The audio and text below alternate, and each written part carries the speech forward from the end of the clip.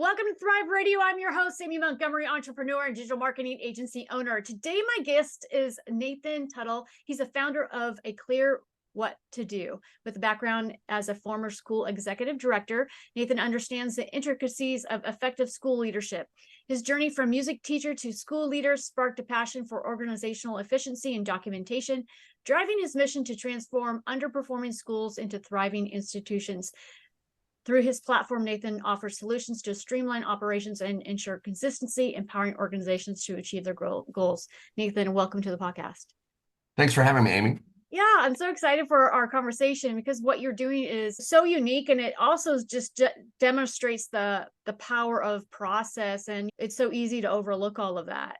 Can you share a little bit about with us the inspiration behind creating your business, Clear What to Do, and what motivated you to focus on the onboarding process? It's a funny story. So in founding the business at Clear What to Do, I was inspired by the challenges I face as a school leader, particularly in managing teacher turnover and the onboarding process.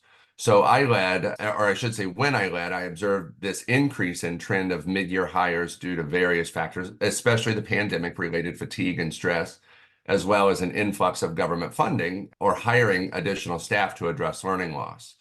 So I noticed that our onboarding process for new hires lacked a lot of comprehensiveness and consistency. We often found ourselves reinventing the wheel with each new employee, leading to total inefficiencies and inconsistencies in some of our operations, and definitely from classroom to classroom.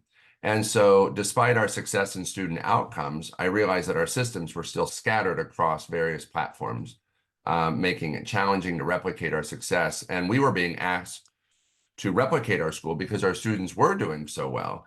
But I just thought, man, how can we do this if I'm not in multiple locations? And so as we prepared to replicate our model in another school, I stumbled on this platform that's really designed for small businesses, but it addressed all of these challenges we face in education. I realized that adapting this platform to meet the specific needs of schools required someone with firsthand knowledge of school operations, because I was ready to hire some of my staff to help with this, and everybody was busy doing their job. And so I realized it needed it needed an executive director. It needed somebody who knew academics and operations. And so I was determined to create lasting solutions for schools. And so I founded A Clear What to Do with the goal of providing comprehensive playbooks and guides to streamlining the operations, ensuring support to staff transition and leadership changes, because many times when somebody left a school, student scores would drop, or the school would totally dissolve. Many charter schools are founded and then they're underperforming, or they start strong, a leader changes, and then they fail. And the name A Clear What to Do reflects the importance of providing clear, concise directions to staff. And it's likened to the clarity we expect from students. And as a startup serving schools in Indianapolis, Indiana, our mission is to help school leaders navigate the complexities of education with confidence and clarity, as opposed to crisis management. And we believe that crisis management does not have to be the norm. And our solutions offer a pathway to sustainable success for schools, something that's replicable. Love that. We talked a little bit about the lack of proper orientation for teachers and how they're just thrown into a class. So how often does that happen, and what are some of the repercussions schools face due to the inadequate onboarding? This is an issue all across America. I know most of my colleagues here in Indianapolis still have vacancies from the beginning of the year, or they've had somebody just drop the keys on a Friday and say, today's my last day, I can't do this anymore. And many times the ideal hire for a school is, everybody, applies in May, we hire them by June, everybody gets a great orientation in July. Often it's mid-year. Most schools are hiring 15 to 20 employees throughout the year. And so this is often resulting in them being thrown into classes without adequate preparation. And it's a prevalent issue in so many schools. And it's particularly pronounced in environments with high teacher turnover, such as those exacerbated by pandemic-related stress and fatigue. And so the common repercussions schools face due to the inadequate onboarding include decreased teacher effectiveness, increased staff turnover, inconsistent instructional practices, and constantly this negative impact on school culture. So overall, addressing the issue of inadequate onboarding is essential for promoting teacher retention, improving instructional quality, especially improving instructional quality, and fostering a positive school climate conducive to student success throughout the year at any entry point. Really neat. And you actually have gotten to the point where you create these playbooks that are sustainable and that schools can adopt and utilize in their organizations. Can you walk us through what it kind of these playbooks entail and how they contribute to maintaining consistency, effectiveness, and especially during that personnel turnover? Absolutely. And so again, I came across a platform that does this. What I bring to the table is my team. We build the platform for the school. So we implement all of their documentation, all of their routines and procedures. We put all of that into a template that we've designed that is then laid on top of the platform. So the platform, we did not invent the platform. We just discovered its usability for schools. And so what we do is we capture all the roles and responsibilities within the school. We tie each task to a standard operating procedure. These playbooks are designed to maintain consistency and effectiveness, particularly during personnel turnover. We also incorporate various forms of media, including videos and text and existing school materials to fill any gaps in knowledge. So it's not just a big encyclopedia, but staff members can watch videos of successful classrooms or look at exemplar lesson plans and then have audio to give a voiceover of why those things are important and why they're developed and how to do things. Many times school have a lot of the what, but they don't explain a lot of the how, especially for mid-year hires. We also build out each curriculum used by the school, providing comprehensive training on how to interpret and effectively implement the curriculum. And this eliminates those assumptions and promotes academic consistency and efficiency. It ultimately reduces student learning loss and teacher burnout.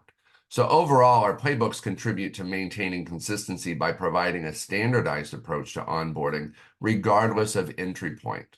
So they're not only comprehensive, but they're also accessible to all staff members online, as opposed to the Google Docs that are scattered everywhere and are password protected. And oh, that employee left. Who has her password and username?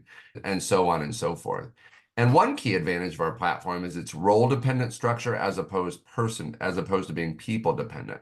So that means regardless of personnel turnover, the playbook remains intact and readily available. You simply plug in the new user to that role, and they then acquire all of the new trainings and all of the information that belongs to that role. By leveraging this role-dependent approach, our platform eliminates the need to reinvent the wheel, such as I was doing with each new hire, and it fosters this culture of sustainability with the school community. And so with easy access of standardizing procedures and resources, staff members can confidently navigate their responsibilities when I know so many people at my school were like, what am I doing now? Because we kept adding to their responsibilities and not updating it in any type of job description.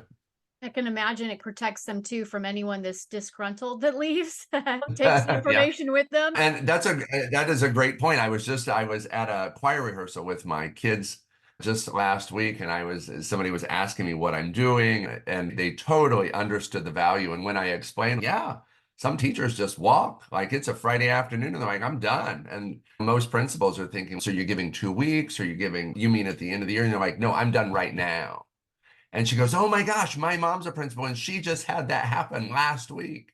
And so this covers that. This bridges those gaps that are happening constantly. Yeah. Yeah. And there's been so much of that, especially with the pandemic, that yeah, you're really filling a spot there that is a huge need, I think, right now. So Definitely. we talked a little bit about the difference between a visionary leader and crisis mode. So what distinguishes a visionary leader from one who operates in crisis mode in the context of educational institutions?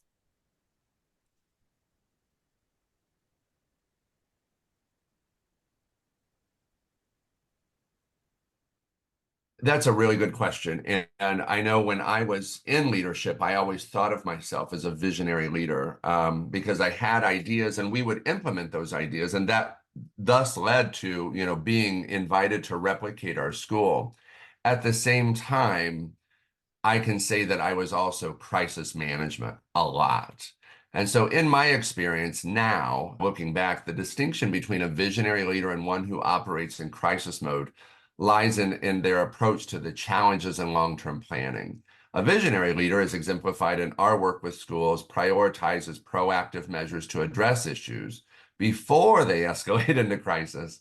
And I think visionary leaders understand the importance of sustainable solutions, and they invest in the systems that promote consistency and effectiveness. On the other hand, a leader who operates in crisis tends to focus on short-term fixes and a lot of reactionary measures to address immediate challenges. And in schools, you get a lot of immediate challenges. But most of the time, the crisis leader will overlook the underlying issues contributing to the recurring problems and fail to implement long-term solutions. And many times, if a long-term solution has been reached, it is then overshadowed by staff turnover or leadership turnover. So by embracing a visionary mindset and leveraging tools like our sustainable playbooks, leaders can steer their schools towards success by anticipating those challenges, which fosters a culture of innovation and prioritizing long-term sustainability. And I think that this proactive approach can minimize the impact of crisis, but it also empowers the staff to thrive in their roles and contribute finally meaningfully to the school's mission and vision, and not just constantly putting band-aids on things. Yeah. So we talked a little bit about that approach where a teacher will start and they're just thrown into a classroom and they have to figure everything out. How have you solved that problem and helped them to properly be equipped to handle the responsibilities from day one? That is yeah, how can we do this? One, we actually don't get a new staff. We don't suggest to our clients that they start a staff on day one. In fact, that's a huge error that I have made. Welcome to our school. Here's your room, ready to go. And so we prioritize equipping new hires with the tools and support they need to excel from day one by creating a comprehensive and structured orientation. And so first and foremost, we coach our clients now to develop a 4 to 5 day orientation plan that's accessible through our platform, as opposed to the side-by-siding that typically has to happen. Hey, welcome. When Sarah's finished with her work today, she's going to sit beside you and she's going to show you how to blank. Welcome. When so-and-so's done teaching, they're going to show you how to.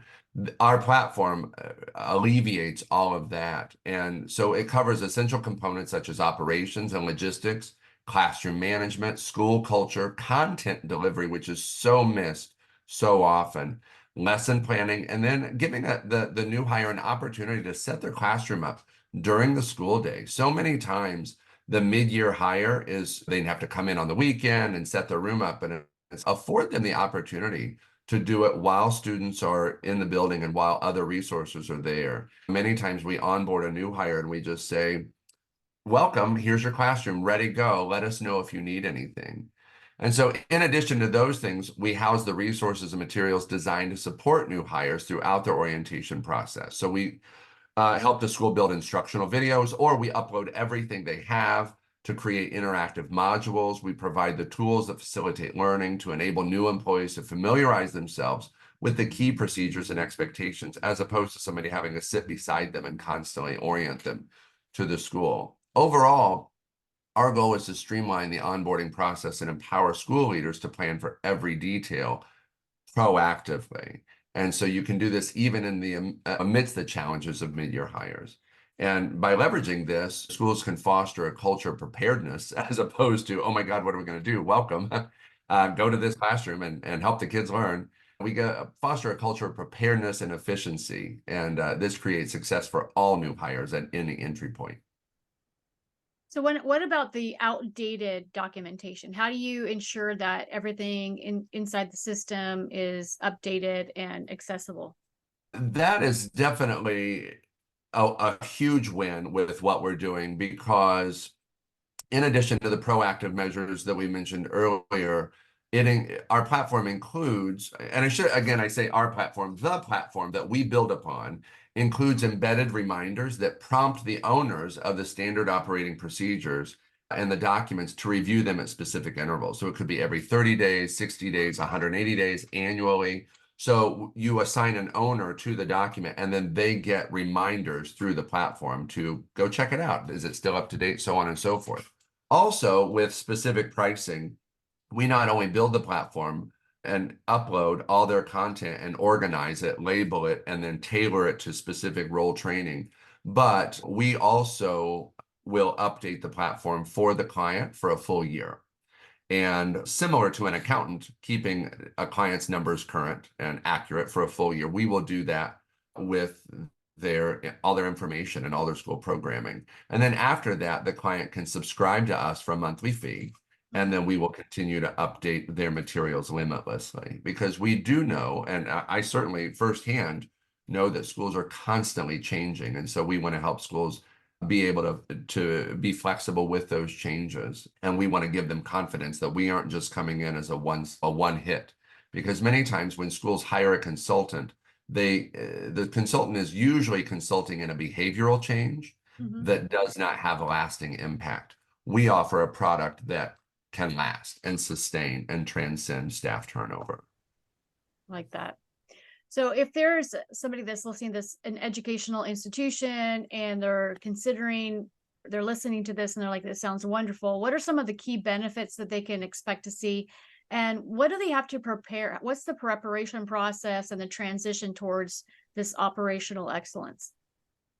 And that is a phenomenal question. And this is the exciting part, is we definitely can tell a client they can anticipate a 50% reduction in onboarding time for new hires. And what that means, that is coupled with a significant increase in their capacity. So not only do you have to sit side by side with them less, but with the utilization of the platform and all of the information that's within it, you can increase their capacity, their knowledge and skill set and understanding of classroom management, school culture, norms, mission, vision, values, and most importantly, and I think what is overlooked so many times, is content execution. So you can train them in that, how to identify the materials, how to effectively execute the materials within the student body in a 90-minute block. So they can definitely see a 90% increase in consistent practices across all of their classrooms. And the hours that somebody would have to side by side would be reduced by at least 80%, if not more. Wow, that's amazing. Oh, and as far as the preparation, schools don't need to prepare. We do make an assumption that a school has some documentation about how they do things, how they do recess, lunch, how they execute content, or somebody would at least be able to tell us their best practices. And so all we need is their access to all their documents. And then we, with our templates, will identify the gaps. And then we will start meeting with identified school individuals to fill in those gaps and create SOPs if we need to, or they will then supply us with more information that we simply didn't have access to before. They can be able to use their platform within 30 days for their first new hire. But even after the 30 days, we'll continue to build and upload less prioritized content. And so a project is done usually in about 90 days. Nice. That's amazing. It is amazing. And so it sounds like a lot of work too that you do that for them, all that heavy lifting. It's what a huge relief. It is. And well, and that's where I discovered the platform as another school leader was using it. And then I immediately subscribed and thought, oh, this is the answer. And it's an extremely inexpensive platform. It's just an annual subscription. But then I was just left empty-handed because I didn't have I didn't have anybody to load it. I didn't have anybody to do the heavy lifting. Because being in a school, as any school leader can tell you, it's like being on a moving train that does not stop. Yeah. And so if you just have a person come in and do a school codification where they're going to document all of your systems and routines, and they don't put it into something that's sustainable or accessible, all they're doing is taking a snapshot as you're riding in the train that is not stopping. And so those codification manuals typically become outdated the moment they are finished. And what we offer is something that is completely updated and can remain updated easily and super usable. It's not just another Google Doc file cabinet, but it's actually a very usable and accessible platform. It also creates org charts that are clean and super updatable, as well as the trainings and so on and so forth. It's not just another file cabinet. Yeah, that's powerful. So if you were able to give yourself one piece of advice when you first started out, what would it be? Document, document, and document. And yeah, throughout my experiences leading schools with over 70% economically disadvantaged kids and racially diverse student populations, we consistently exceeded district averages and we always made significant strides, but we always failed to document our processes. That it resulted in this wasted time and inefficiencies as we continue to onboard people. And I would walk by classrooms and think, why aren't they doing it the right way? And it's, Nathan, you didn't train them well enough. You just threw them in. And so moving forward, I definitely understand that the nature of the beast, of the constantly moving train and chaos, it just does not have to be the crisis and the constant in staff turnover. And I think definitely by prioritizing documentation and systemization, this beast is definitely tameable. Thank you, Nathan, so much for coming on today and sharing your expertise. Thank you for having me. I've really enjoyed it, and the questions were very compelling and just really made me think back to be able to tell this story. Yeah, definitely. And if there's someone that's listening that would love to work with you, what's the best way to contact you?